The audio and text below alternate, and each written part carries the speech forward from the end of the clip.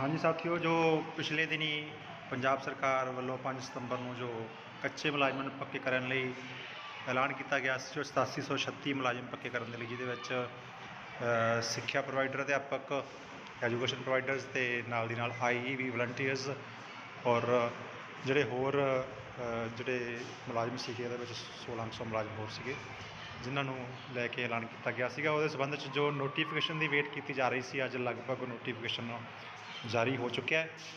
ਅੱਜ ਤੁਹਾਡੇ ਨਾਲ ਨੋਟੀਫਿਕੇਸ਼ਨ ਸਾਂਝਾ ਕਰ ਰਹੇ ਹਾਂ ਕਿ ਕੀ ਉਹਦੇ 'ਚ ਪਾਲਿਸੀ ਦੇ ਵਿੱਚ ਜੋ ਸ਼ਰਤਾਂ ਰੱਖੀਆਂ ਗਈਆਂ, ਕਿਹੜੇ ਇੰਪਲਾਈਜ਼ ਵਿੱਚ ਜਿਹੜੇ ਹੈਗੇ ਆ ਕਾਊਂਟ ਹੋਣਗੇ ਔਰ ਕੀ ਸ਼ਰਤਾਂ ਨੇ। ਆਓ ਇੱਕ ਝਾਤ ਮਾਰਦੇ ਇਸ ਨੋਟੀਫਿਕੇਸ਼ਨ 'ਤੇ। ਸੋ ਗੌਰਮੈਂਟ ਆਫ ਪੰਜਾਬ ਵੱਲੋਂ ਜਿਹੜਾ ਹੈਗਾ ਅੱਜ ਦੀ ਤਰੀਕ ਦੇ ਵਿੱਚ ਇਹ ਨੋਟੀਫਿਕੇਸ਼ਨ ਜਾਰੀ ਹੋ ਚੁੱਕਿਆ ਹੈਗਾ। Government of Punjab department of personal, ਉਹਦੇ ਵਿੱਚ ਜੋ ਮੀਟਿੰਗ ਦੇ ਵਿੱਚ ਜੋ ਡਿਸਕਸ ਕੀਤਾ ਗਿਆ, ਜੋ ਪਾਸ ਕੀਤਾ ਗਿਆ, ਸਾਰਾ ਕੁਛ ਰਿਟਨ ਹੈ। ਇਹਦੇ ਵਿੱਚ ਦੇਖੋ ਬਰੀਫ ਇੱਕ ਪੋਲਿਸੀ ਜ਼ਾਹਿਰ ਕੀਤੀ ਗਈ ਹੈ। ਪੋਲਿਸੀ ਦੇ ਅੰਡਰ ਕੀ ਹੈ, ਕਿਹੜੀਆਂ ਸ਼ਰਤਾਂ ਮੰਨੀਆਂ ਜਾਣਗੀਆਂ ਔਰ ਕੀ ਰੂਲਸ ਹੋਣਗੇ। ਸੋ ਦੇਖਦੇ ਹਾਂ। For welfare of ad hoc contractual temporary teachers, nation builders and other employees in school education department. ਤਾਂ ਕਲੀਅਰਲੀ ਇੱਥੇ ਜਿਹੜਾ ਨੇਮ ਮੈਂਸ਼ਨ ਕੀਤਾ ਗਿਆ, that is nation builders, NBT, nation builder teachers ਦਾ ਨਾਮ ਦਿੱਤਾ ਜਾਏਗਾ। ਜਿਹੜੇ ਕੰਟਰੈਕਟ ਇੰਪਲਾਈ ਜਿਹੜੇ ਪੱਕੇ ਹੋਣਗੇ, ਉਹਨਾਂ ਨੂੰ ਇਸ ਪਾਲਿਸੀ ਦੇ ਅੰਡਰ ਭਰਤੀ ਕਰਕੇ ਨੇਸ਼ਨ ਬਿਲਡਰਸ ਦਾ ਨਵਾਂ ਨਾਮ ਦਿੱਤਾ ਜਾਏਗਾ। ਇੱਕ ਵੱਖਰਾ ਕੇਡਰ ਬਣਾਇਆ ਗਿਆ। ਨੈਕਸਟ ਆਪਾਂ ਦੇਖਦੇ ਹਾਂ ਇਹਦੇ ਵਿੱਚ ਕੀ ਉਹਨਾਂ ਨੇ ਗਰੁੱਪ C ਅਤੇ ਗਰੁੱਪ D ਦੀ ਗੱਲ ਕੀਤੀ ਗਈ ਹੈ। ਗਰੁੱਪ C ਅਤੇ ਗਰੁੱਪ D ਦੇ ਜਿਹੜੇ ਇੰਪਲਾਈਜ਼ ਜਿਹੜੇ ਹੈਗੇ ਉਹ ਪੋਸਟਾਂ ਦੇ ਅਗੇਂਸਟ ਭਰਤੀ ਕਰਨੇ ਆ, ਉਹਦੀ ਗੱਲਬਾਤ ਕੀਤੀ ਗਈ ਇਸ ਪਾਲਿਸੀ ਦੇ ਵਿੱਚ। ਮੇਨਲੀ ਜੋ ਕੰਟਰੈਕਟ ਇੰਪਲਾਈਜ਼ ਜਿਵੇਂ ਸਿੱਖਿਆ ਪ੍ਰੋਵਾਈਡਰ, EGS ਜਾਂ IEV, ਜਿਹੜੇ ਅਧਿਆਪਕ ਕਾਫੀ ਲੰਬੇ ਸਮੇਂ ਤੋਂ ਜਿਹੜੇ ਆਪਾਂ ਕੰਮ ਕਰ ਰਹੇ ਹੈਗੇ ਸਕੂਲਾਂ ਦੇ ਵਿੱਚ, ਉਹਨਾਂ ਨੂੰ ਰੈਗੂਲਰ ਕਰਨ ਦੇ ਵਿੱਚ ਮੌਕੇ ਦੀ ਸਰਕਾਰਾਂ ਨੂੰ ਬਹੁਤ ਦਿੱਕਤਾਂ ਆ ਰਹੀਆਂ ਸੀਗੀਆਂ। ਉਹਨਾਂ ਨੂੰ ਦਿੱਕਤਾਂ ਨੂੰ ਦੂਰ ਕਰਨ ਦੇ ਲਈ ਇੱਕ ਐਸੀ ਪਾਲਿਸੀ ਦਾ ਜਿਹੜਾ ਹੈਗਾ ਸਿਰਜਣਾ ਕੀਤੀ ਗਈ, ਐਸੀ ਪਾਲਿਸੀ ਲਿਆਂਦੀ ਗਈ ਸਰਕਾਰ ਵੱਲੋਂ, ਜਿਹਦੇ ਤਹਿਤ ਇਹਨਾਂ ਮੁਲਾਜ਼ਮਾਂ ਨੂੰ ਜਿਹੜਾ ਹੈਗਾ ਪੱਕਾ ਕੀਤਾ ਜਾ ਰਿਹਾ ਹੈਗਾ। ਤਾਂ ਬਹੁਤ ਸਾਰੀਆਂ ਸ਼ਰਤਾਂ ਧਿਆਨ 'ਚ ਰੱਖੀਆਂ ਗਈਆਂ, ਸਰਵਿਸ ਰੂਲ ਧਿਆਨ 'ਚ ਰੱਖੇ ਗਏ ਹੈਗੇ ਆ।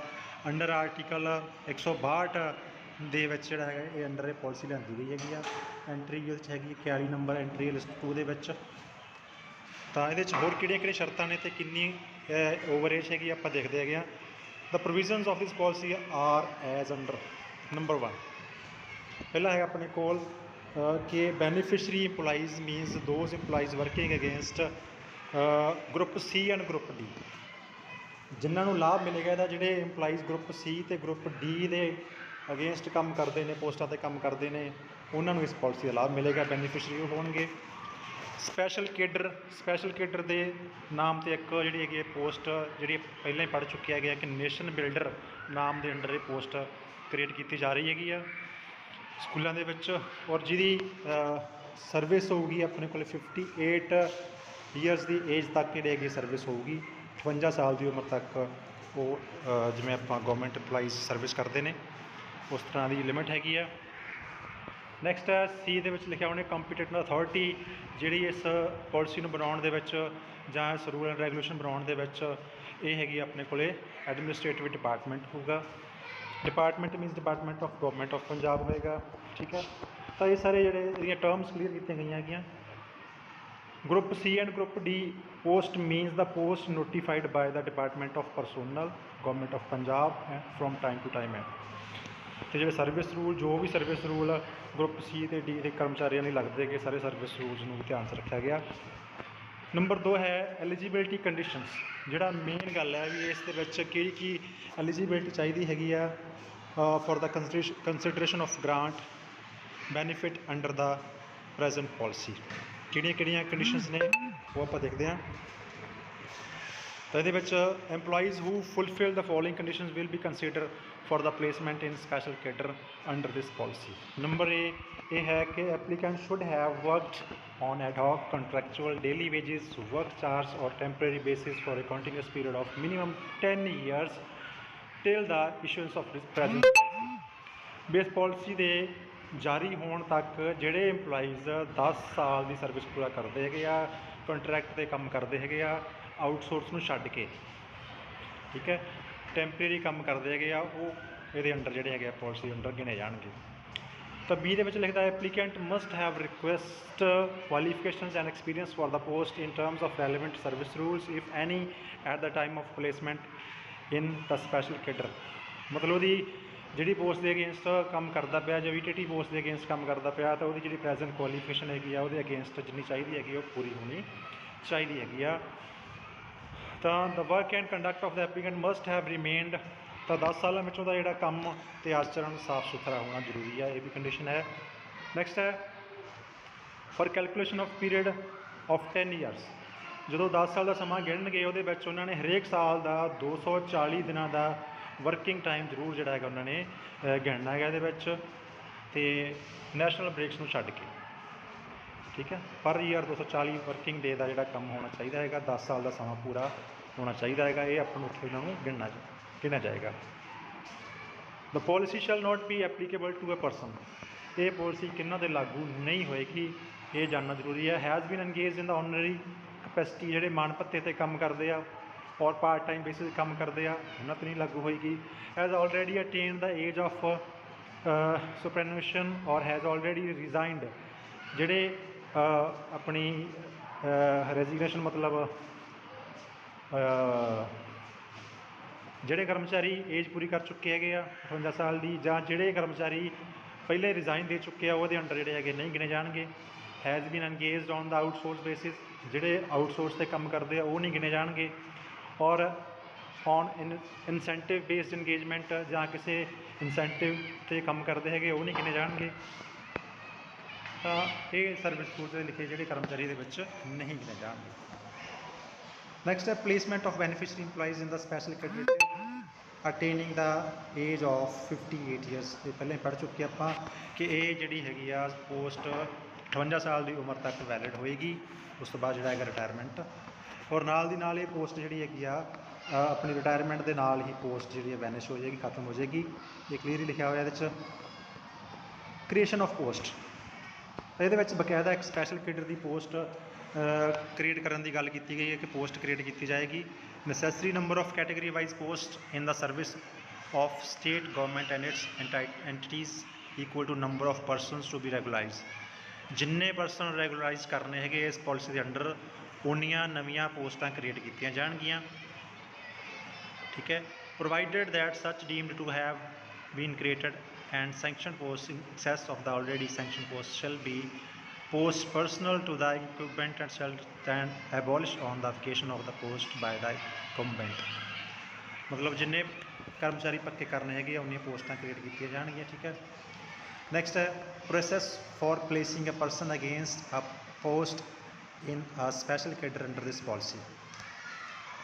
ਉਹੀ ਕੀ ਪ੍ਰੋਸੈਸ ਹੈਗਾ ਅੱਗੇ, ਕਿਵੇਂ ਕਿਵੇਂ ਹੋਊਗਾ ਸਾਰਾ ਕੰਮ, ਇਹ ਜਾਣਨਾ ਬਹੁਤ ਜ਼ਰੂਰੀ ਆ। ਧਿਆਨ ਨਾਲ ਸਾਰੀ ਵੀਡੀਓ ਜ਼ਰੂਰ ਦੇਖਿਓ ਔਰ ਸਾਰਾ ਪ੍ਰੋਸੈਸ ਆਪਾਂ ਨੇ ਕਰਨਾ ਹੈਗਾ। ਪ੍ਰੋਸੈਸ ਕੀ ਹੈਗਾ, the process of placement of beneficiary employees subject to clause 2 and 3 of this policy shall commence on the submission of the application form. ਸ਼ੁਰੂ ਹੋਏਗੀ ਇਹ ਇੱਕ ਐਪਲੀਕੇਸ਼ਨ ਫਾਰਮ ਤੋਂ। ਇੱਕ ਐਪਲੀਕੇਸ਼ਨ ਫਾਰਮ ਆਪਾਂ ਨੂੰ ਦਿੱਤਾ ਜਾਏਗਾ, ਉਹ ਐਮਪਲਾਈ ਜਿਹੜਾ ਹੈਗਾ ਉਹਨੂੰ ਭਰੇਗਾ under this policy. The application form as specified in schedule A, ठीक है, of application form अपन नाल दिता गया है of the policy shall be submitted to the administrative department। आपको भर के सबमिट करना है within a period of 3 months from the date of coming this force into force of this policy। मतलब ये पॉलिसी जारी होने मतलब अज की तरीक तो लैके 3 महीनों तक का समा दिता जाएगा। वो एप्लीकेशन आप 3 महीनों के सबमिट करना है। Provided that in case of department of entities satisfied, फिर वो जोड़ा है देखणगे इस एप्लीकेशन फॉर्म में चैक करनगे जो इस पॉलिसी की शर्तां ने उस दे मुताबिक आपां इसनूं सैटिस्फाई करते हैं। अगर करते हैं तो वो उसनूं जिहड़ा हैगा कन्फर्म करनगे within period of 3 months. अगर कोई कैंडीडेट 3 महीनों के विच इसनूं नहीं सबमिट करता तो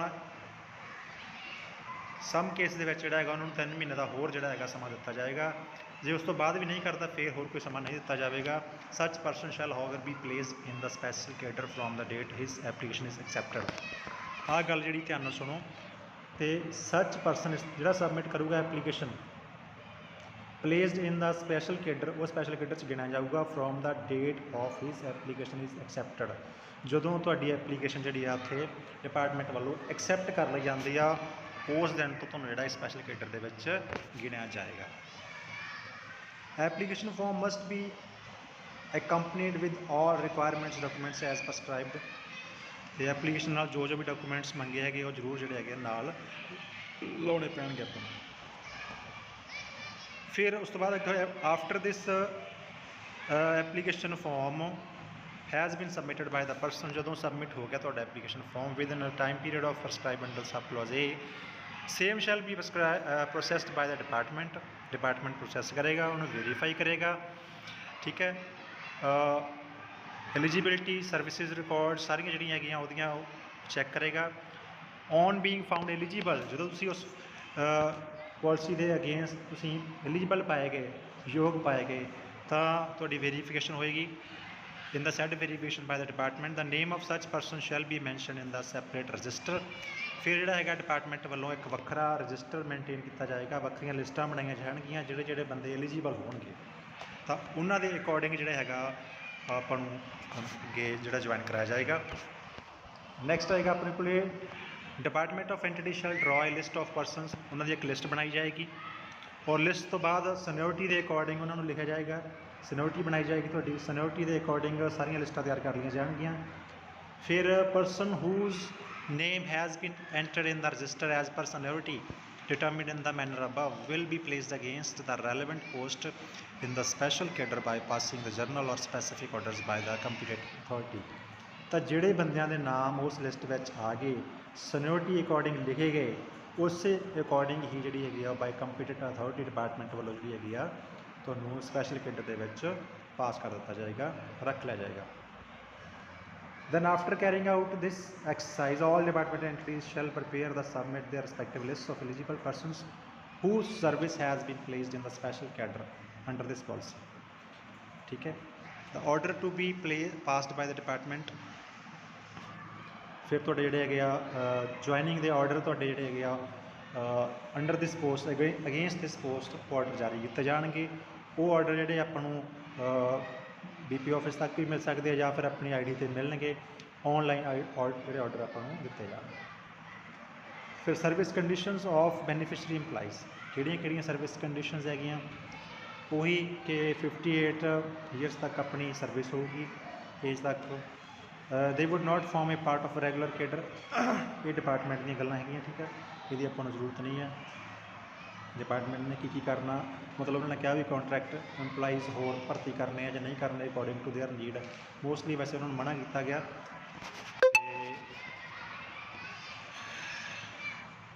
The Department of Entity concerned shall however not be precluded from filling the available sanction posts of regular basis as per the requirement time to time।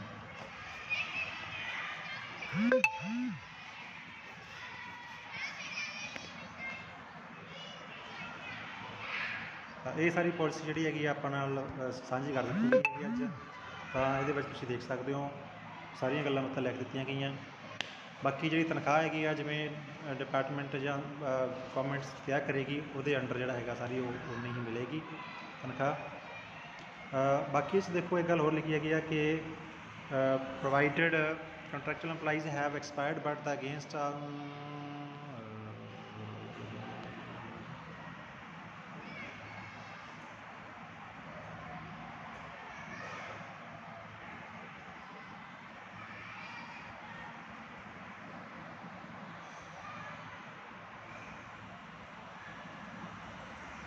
ਇਹ ਜਿਹੜਾ document ਤੁਹਾਨੂੰ ਸਾਂਝਾ ਕਰ ਦਿੱਤਾ ਗਿਆ।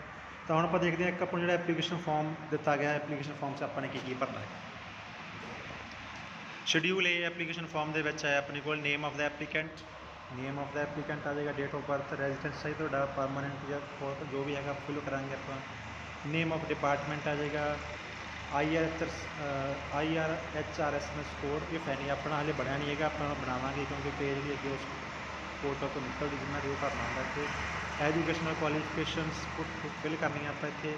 On the date of initial engagement at present ਕਿੰਨੀ ਹੈਗੀ ਆ, ਲੈਂਥ ਆਫ ਸਰਵਿਸ ਕਿੰਨੀ ਬਣ ਗਈ ਤੁਹਾਡੀ, ਐਟ ਐਨੀ ਬ੍ਰੇਕ ਜੇ ਬ੍ਰੇਕ ਹੈ ਤਾਂ ਡਿਟੇਲ ਦੇਣੀ ਹੈ ਆਪਾਂ, ਅਦਰਵਾਈਜ਼ ਨਹੀਂ। ਪੋਸਟ ਅਗੇਂਸਟ ਵਿਚ ਇੰਗੇਜਡ ਬਾਈ ਡਿਪਾਰਟਮੈਂਟ, ਆਪਣੀ NVT ਆ ਜਾਏਗਾ। Mode of engagement by open competitive, by interview, by any. ਇਹ ਪਹਿਲਾਂ ਵਾਲਾ ਆਪਾਂ ਲਿਖਣਾ, ਆਪਾਂ ਇੱਥੇ ਜੋ ਆਪਣਾ ਸੀ ਪਹਿਲਾਂ ਵਾਲਾ, ਠੀਕ ਹੈ। ਸਾਰੀ ਇਨਫੋਰਮੇਸ਼ਨ ਫਿਲ ਕਰਨੀ ਹੈ, ਆਫੀਸ਼ੀਅਲ ਆ ਗਈ ਤਾਂ ਇਹ ਜਿਹੜਾ ਹੈਗਾ ਰਜਿਸਟਰ ਮੇਨਟੇਨ ਕੀਤਾ ਜਾਏਗਾ ਉਸ ਤੋਂ ਬਾਅਦ ਡਿਪਾਰਟਮੈਂਟ ਵੱਲੋਂ। ਤਾਂ ਸਾਰਿਆਂ ਨੂੰ ਮੁਬਾਰਕਾਂ ਇਸ ਗੱਲ ਦੀਆਂ ਕਿ ਨੋਟੀਫਿਕੇਸ਼ਨ ਜਾਰੀ ਹੋ ਗਿਆ ਅੱਜ। ਸੋ ਬਾਕੀ ਜਾਣਕਾਰੀ ਲਈ ਫਿਰ ਆਪਾਂ ਨੈਕਸਟ ਵੀਡੀਓ